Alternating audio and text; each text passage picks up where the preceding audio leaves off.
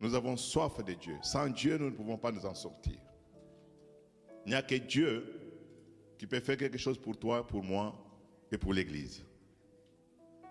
Est-il possible de pardonner l'impardonnable? C'est une question. S'il est possible de pardonner l'impardonnable. Je ne sais pas combien d'impardonnables tu as dans ta vie. Impardonnable. Qui est impardonnable? Pierre était fatigué. Il est allé voir Jésus. Il a dit, combien de fois je peux pardonner, Seigneur? Combien de fois?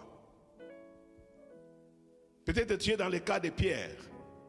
Tu te poses des questions, combien de fois je peux pardonner? Parce que j'en ai trop. C'est trop. Combien?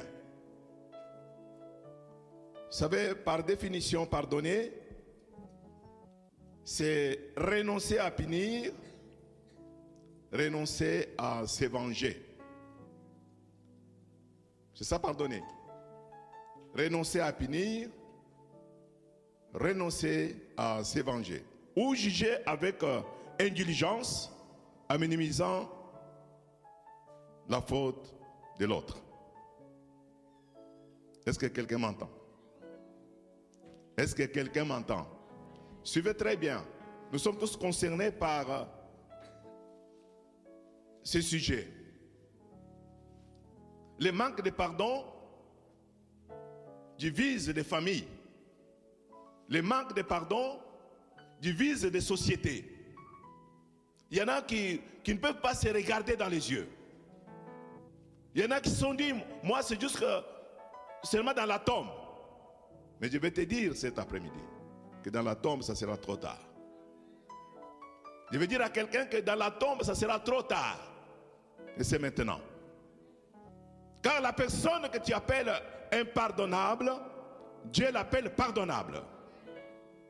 Est-ce que je parle à quelqu'un? La personne que toi tu appelles impardonnable, Dieu l'appelle pardonnable. Qui dit mieux?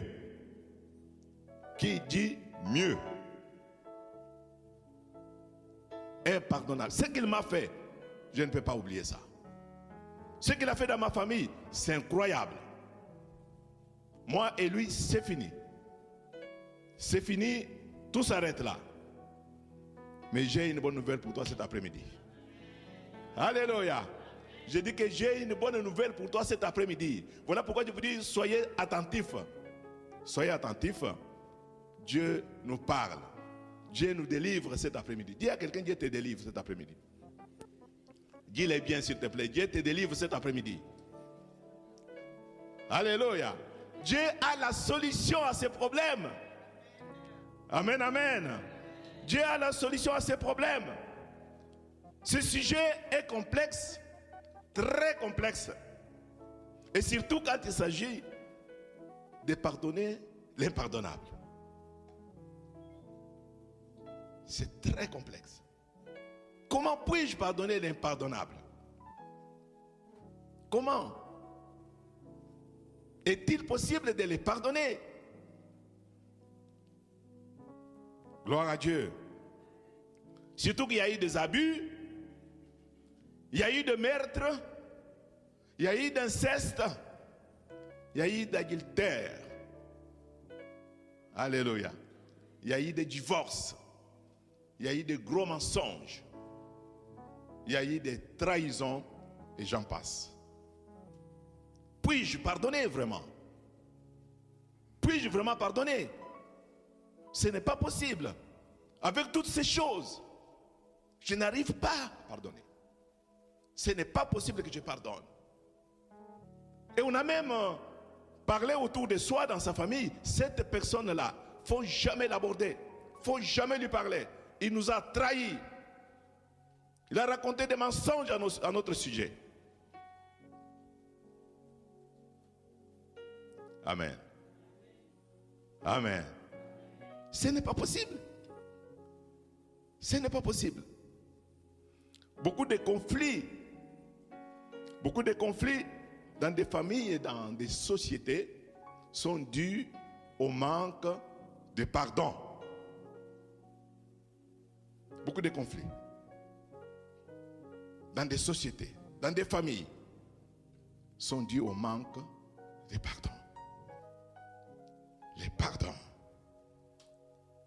Alléluia. Les pardons. Voilà pourquoi Pierre va interpeller Jésus. Pierre va voir Jésus, il dit, mais jusqu'à combien de fois je peux pardonner? Parce que j'en ai fait beaucoup. J'en ai fait beaucoup. Peut-être tu es dans la même situation. Tu as pardonné beaucoup, mais ça ne va pas. Tu es sur le point de craquer. Tu es sur le point de craquer. Parce que tu as pardonné, pardonné, pardonné.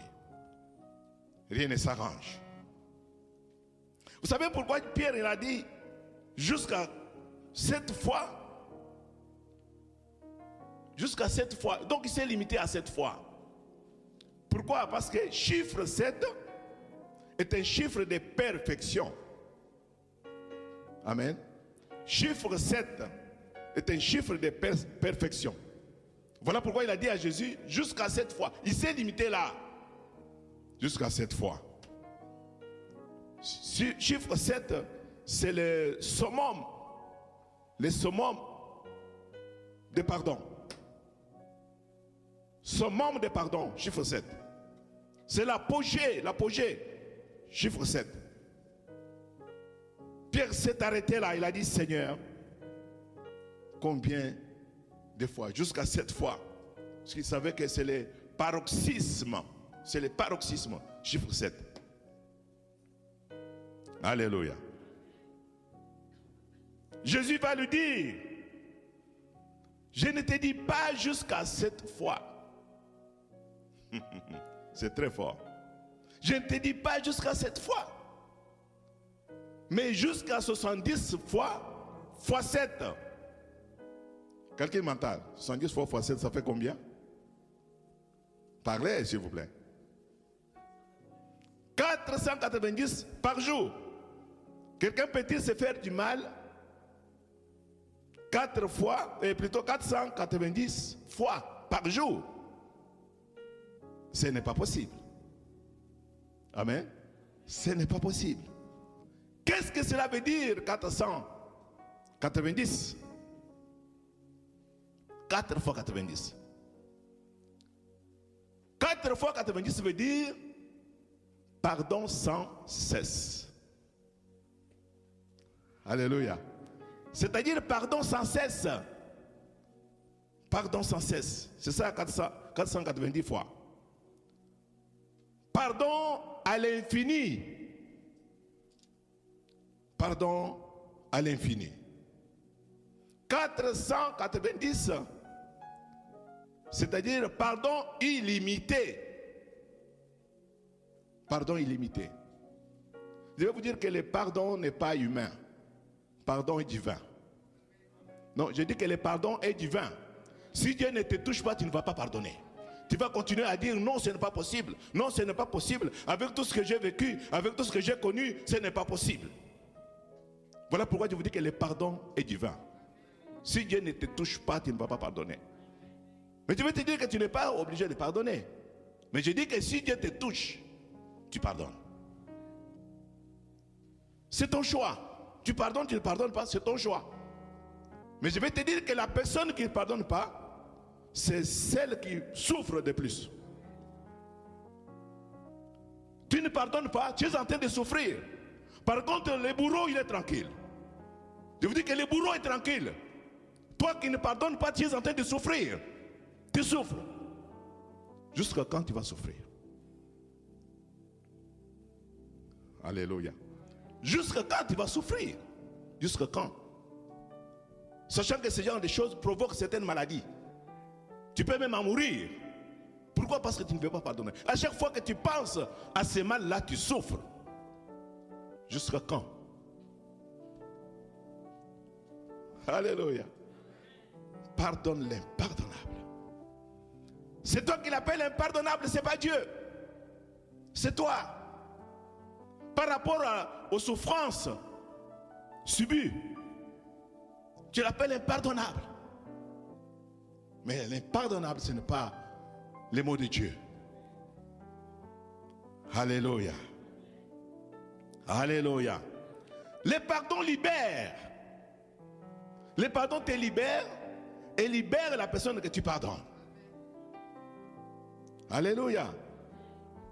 Les pardons, c'est aussi un remède. Les pardons, c'est un remède. C'est un remède. Quels que soient les degrés de souffrance que tu as connus, bien aimé, il faut pardonner. Quels que soient les degrés de souffrance. Oh, voilà, il m'a fait ceci. Voilà, il m'a fait cela. Donc, tu es en train de parler à tout le monde. Voyez ce qu'il m'a fait. Plus que tu parles comme ça, c'est plus que tu souffres. Parce que tu n'arrives pas à supporter ce qu'on t'a fait. Tu n'arrives pas à supporter. Amen, amen. Je paraphrase. Ésaïe 1,18. Je paraphrase. Hein? Amen. Toute faute sera pardonnée à celui qui la reconnaît. Ça, c'est Dieu. Toute faute sera pardonnée à celui qui la reconnaît. Toi, tu es en train de courir de gauche à droite. Je ne pardonne pas. Mais la personne a reconnu sa faute. La personne a demandé pardon à Dieu. Dieu lui a déjà pardonné. Et toi, tu es en train de courir. Je ne pardonne pas. Je ne pardonne pas. Tu penses que tu es avec Dieu? Parce que Dieu l'a déjà pardonné. Il a reconnu sa faute. Il a reconnu qu'il t'avait fait du mal. Il a reconnu qu'il y a eu les problèmes avec tel frère, telle soeur, mes parents. Mais il a demandé pardon. Toi, tu ne veux pas le pardonner. Tu es en train de parler de gauche à droite. Je ne pardonne pas. Je ne pardonne pas. Je ne pardonne pas. Je voudrais revenir sur un point. Vous savez, j'ai cité plusieurs points. J'ai parlé de meurtre, j'ai parlé de trahison, j'ai parlé de viols, mensonges, trahison, ainsi de suite. Mais je voudrais relever un point. Le point d'inceste. Inceste. Inceste, c'est quelque chose qui se passe dans la famille. Vous êtes d'accord avec moi? C'est quelque chose qui se passe dans la famille. Mais il y a moyen de prévenir l'inceste. Il y a moyen de prévenir l'inceste. Comment? Même si tes enfants sont spirituels, il ne faut pas accepter que les filles entrent dans les chambres des garçons entrent dans les chambres des filles. C'est une manière de prévenir. Je vous dis la vérité. Ça s'est passé dans la famille de David. David, son fils Amnon, il a violé Tamar, sa sœur. Amnon a violé Tamar, sa sœur. Amnon était très spirituel que toi. Peut-être aussi de moi. Amen. Amnon, très spirituel. Mais il se trouve qu'il a violé Tamar. Vous savez, quand il y a viol dans la famille, c'est une malédiction. Je répète, quand il y a viol dans la famille, c'est une malédiction. Une malédiction. Alors cet homme, quand il a violé sa soeur, l'autre frère Absalom n'a pas supporté. Il n'a pas supporté. Il a dit, mais ce n'est pas toi qui pouvais faire des choses comme ça. Qu'est-ce qu'il a fait? Il a tué les violeurs. Les enfants de David. David n'était pas n'importe qui. David, c'était l'homme selon le cœur de Dieu. Donc ses enfants étaient élevés dans des meilleures conditions, dans des conditions spirituelles. Et voilà que c'est dans sa famille où ces choses vont se passer. Amen, amen. Il y a moyen de prévenir l'inceste. Parfois, vous savez, on renseigne mal les enfants. Est-ce que je parle à quelqu'un? On renseigne mal les enfants. Tout le monde qui passe à la maison est tonton. Et c'est tonton. C'est tonton. C'est tonton. C'est tonton. Mais il y a des degrés de tonton. Est-ce que vous me comprenez? Il y a des degrés de tonton. Il faut dire aux enfants, c'est que le tonton. Il est tonton comment? C'est seulement les jours où le tonton, le soi-disant tonton, va réaliser son forfait, qu'on saura qu'il n'était pas réellement tonton. On va commencer à raconter aux enfants, mais vous savez, quand on était au pays, leur maison était derrière notre maison. C'est ça, tonton? Maintenant, tu dis la vérité. Avant, c'était tonton. Peut-être tu profites quelque chose de la part de soi-disant tonton là, mais tu es en train d'exposer tes enfants. Les enfants bien renseignés sont protégés. Je dis que les enfants bien renseignés sont protégés. Et les enfants mal renseignés sont exposés. Merci beaucoup. Alléluia. Les enfants mal renseignés sont exposés, sont en danger. Ils sont en danger. Pourquoi? Parce que vous avez mal à renseigner les enfants. Voilà pourquoi il faut les protéger. Parce que tout ce que tu vas dire aux enfants, les enfants ne connaissent pas tes relations avec ta famille. Quand quelqu'un vient à la maison, c'est toi qui dis aux enfants, il est comme ça, il est tel, il est tel, il est tel. Mais sache bien le dire, sache bien le faire pour les protéger.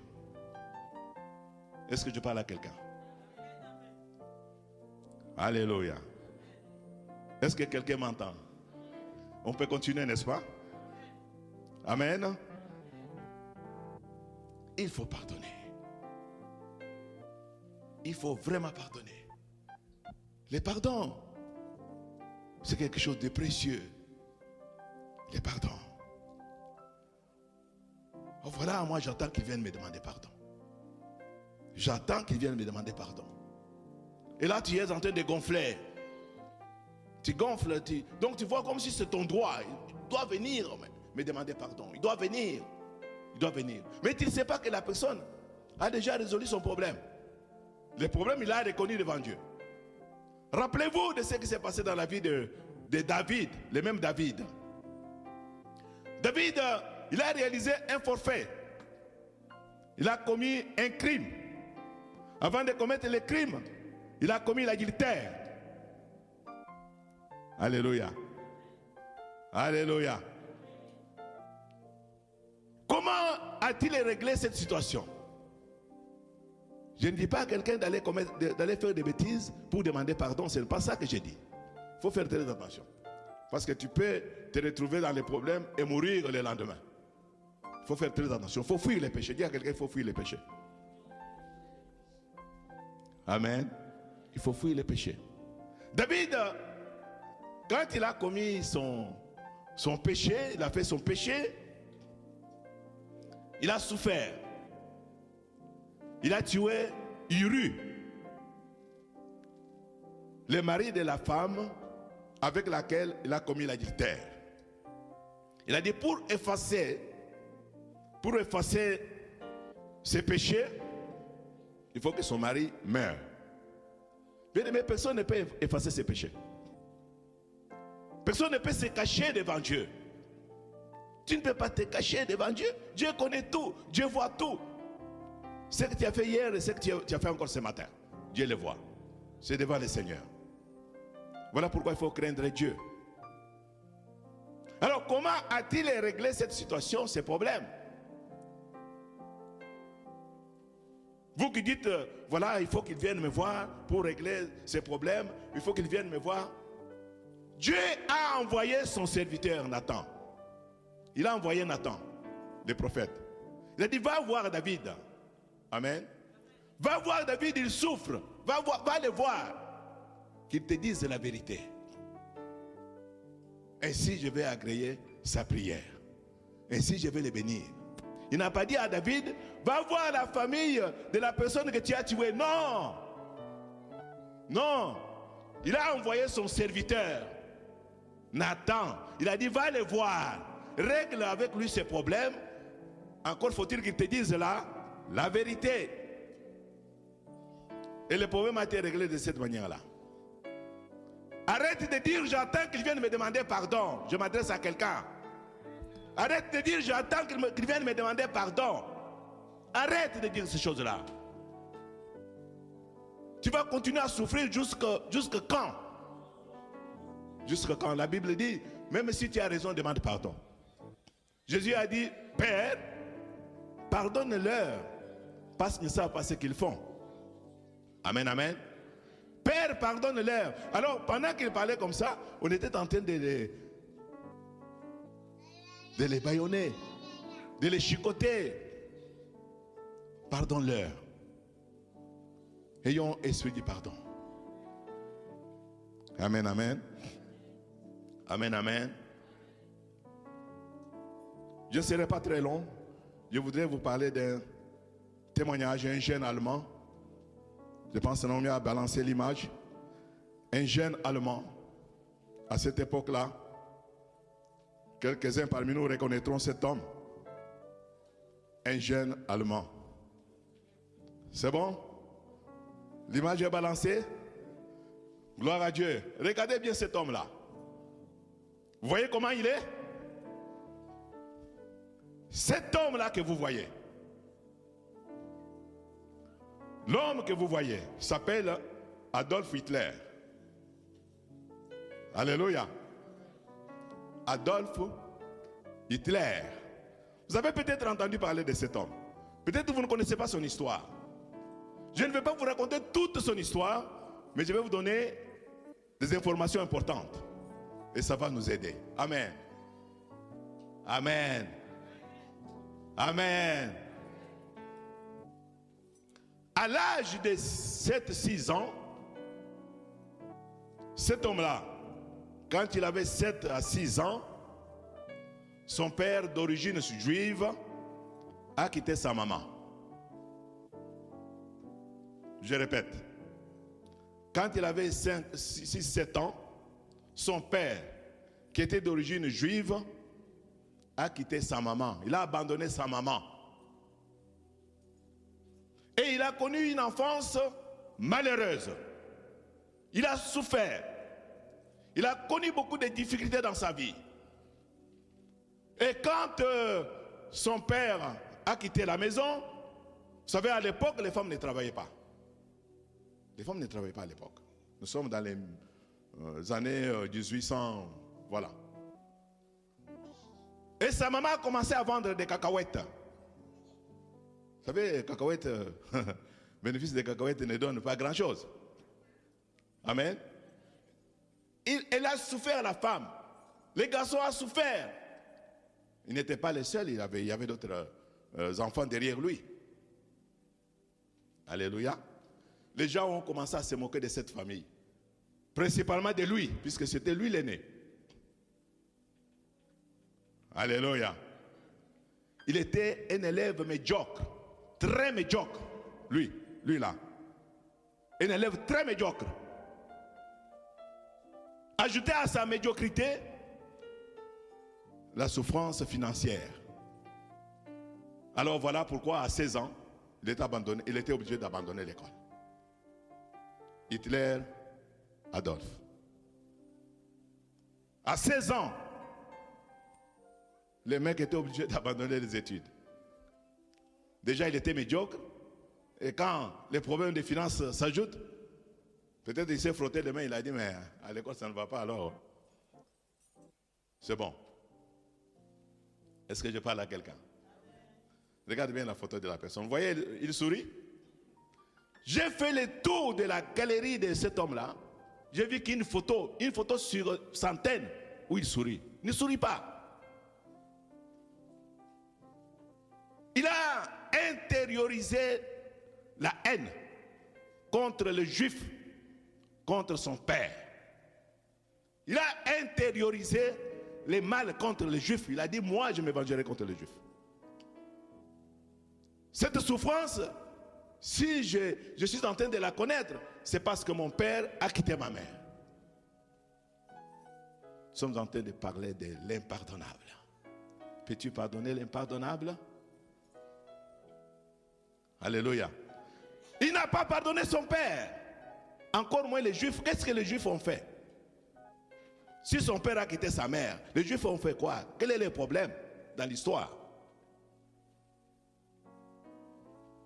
Il a souffert. Amen, amen. Il a souffert. Souvent, les gens, il a un problème avec quelqu'un de la famille. Il va mettre toutes les familles dans les paniers. Cette famille-là, non, ce n'est pas toute la famille. Il n'y a qu'un individu. Tu as un problème avec un individu, règle ces problèmes-là. Ce n'est pas toute la famille. Alléluia. Tu as un problème avec un Français, un Blanc. Oh, tous les Français sont des racistes. Non. Dans chaque société, il y a des bons et il y a des mauvais. Alléluia. Dans chaque société, il y a des bons et il y a des mauvais. Il ne faut pas mettre tout le monde dans le même panier. Est-ce que quelqu'un m'entend? Alléluia. Adolf Hitler a connu des insultes. Il a connu des insultes parce qu'il commençait à quémander ça et là la souffrance atroce. La souffrance. Amen, amen. Et tous les malheurs que lui avait, il les mettait sur le dos des Juifs. C'est des Juifs. Si je souffre, c'est à cause des Juifs. Amen, amen. Après avoir quitté l'école, donc il a fait son adhésion à un parti politique. Il a adhéré à un parti politique. Et là, ça lui a souri. Alléluia. Quand il a adhéré à un parti politique, ça marchait. Ça marchait. Ça marchait. Voilà pourquoi en 1933, il va devenir chancelier allemand. Cet homme-là. En 1933, il va devenir chancelier allemand. Vous connaissez chancelier allemand? Aujourd'hui, c'est une femme. N'est-ce pas? Ah, mais une bonne femme. D'ailleurs, son père est un pasteur. Je dis que le papa des chanceliers actuels, son père, c'est un pasteur. Alors cet homme est devenu chancelier.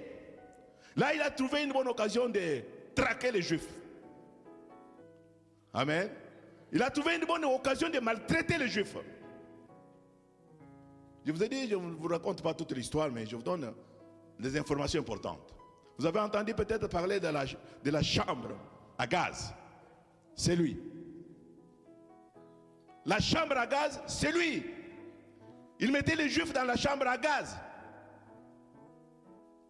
Parce qu'il n'avait pas pardonné. Je suis en train de parler à quelqu'un qui se pose des questions. Puis-je pardonner ou pas? Tu veux pardonner? Je ne vous entends pas. Tu veux pardonner? Acclamons le Seigneur. Alléluia. Alléluia. Cet homme-là, loin de pardonner, il a mené les Juifs à la chambre à gaz comme du bétail à l'abattoir. Les Juifs ont fait comme ça, ils ont souffert. Partout où ils passaient, on les mettait, on les traquait, on les chassait comme des lapins. Il y a eu des trains, on les mettait dans les trains allaient sans retour. Amen. À cause du manque de pardon. Vous qui ne voulez pas pardonner. Vous qui ne voulez pas pardonner. Et cet homme a eu l'argent. Dans son enfance, il n'avait pas l'argent. Mais devenir chancelier, s'il vous plaît, il avait tout. Il avait l'argent, il avait le pouvoir, il avait les honneurs. Mais il n'était pas heureux. Parce que c'est Jésus qui rend heureux.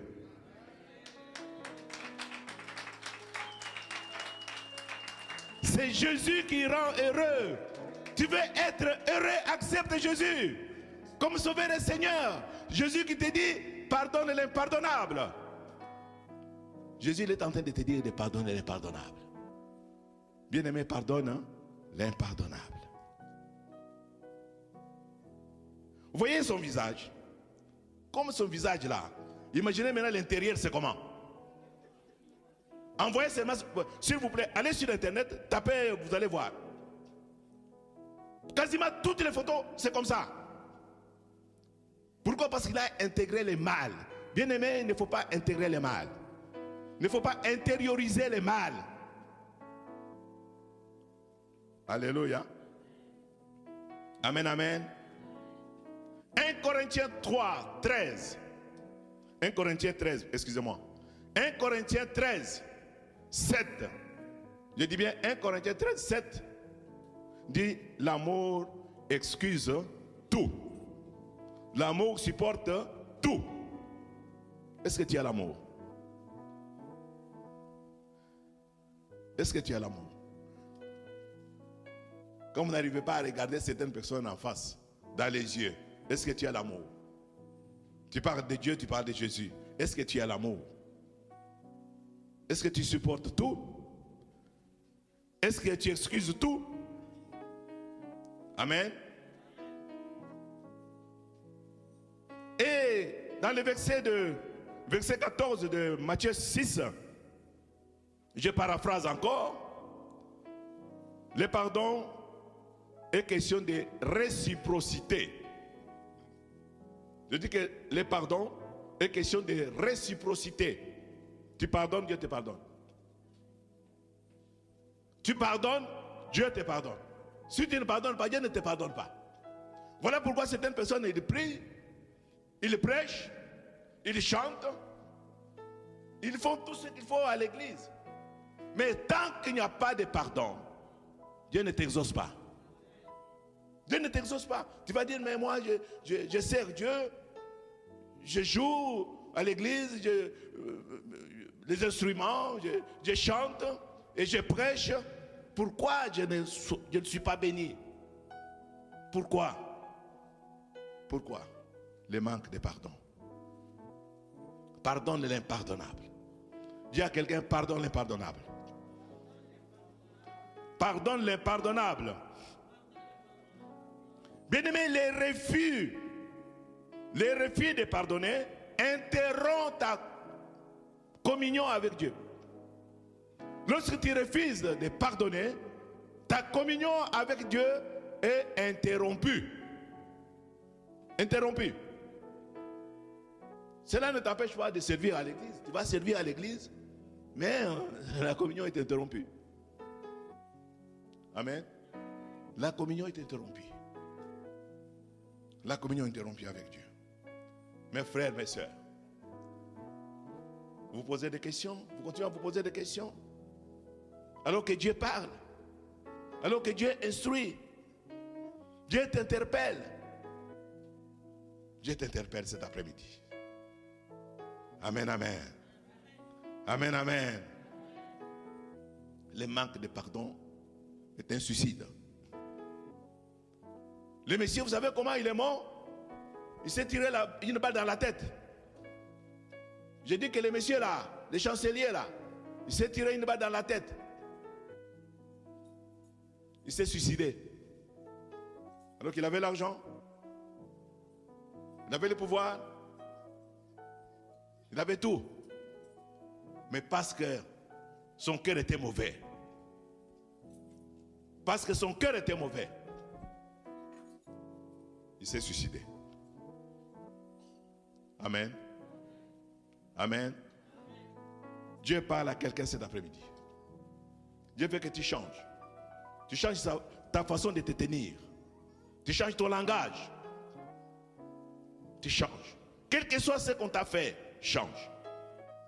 La Bible dit, c'est Dieu qui parle, à moi la vengeance. Laisse Dieu te venger. Si tu cherches à te venger, tu vas droit au mur et tu vas tout perdre. Amen, amen. À Dieu la vengeance. À Dieu la vengeance. Vous savez, quand j'ai vu les questions que les gens se sont posées dans les réseaux sociaux par rapport à ce thème, j'ai dit, waouh, Seigneur, tu vas délivrer beaucoup de personnes aujourd'hui. Il n'y a pas que vous qui suivez, il y en a qui nous suivent en direct, qui nous entendent, qui comprennent. Comment on peut réussir dans la vie? On ne peut pas réussir dans la vie si on ne pardonne pas. Il faut pardonner. Il faut pardonner. Il faut pardonner. Le pardon doit être le credo des chrétiens. Je dis que le pardon doit être le credo des chrétiens. Le pardon. Voilà pourquoi Jésus il a dit à Pierre, il était catégorique, il lui a dit 70 fois 7 fois. 70 fois 7 fois. 70 fois 7 fois. Et Pierre a pris une bonne note. Je pense que cet après-midi, tu as pris une bonne note. Je pense que cet après-midi, tu as pris une bonne note. Ne dites pas Amen pour me faire plaisir. Car Dieu, il voit le cœur. C'est Dieu qui voit le cœur. Ton attitude, ton comportement. Est-ce que ça a changé? Alléluia. Nous allons prier. Nous allons prier pour les personnes qui ont du mal à pardonner. Ils peuvent même venir ici. Et les pasteurs vont prier pour ces personnes. Qui souffrent de manque de pardon. C'est très important, bien-aimé. Parfois tu as prié, parfois tu as demandé, c'est toujours présent. Très présent. Le mal est toujours là. Mais aujourd'hui, c'est un jour de délivrance. Nous allons nous lever. Vous pouvez venir devant. C'est maintenant, ce n'est pas après. Oh, pasteur, je ne pouvais pas venir devant. C'est maintenant. C'est ton problème. Ce n'est pas le problème du pasteur. C'est ton problème. Le message est livré. C'est toi qui vois. C'est toi qui vois. Nous allons prier. Afin que nous soyons des hommes et des femmes de pardon.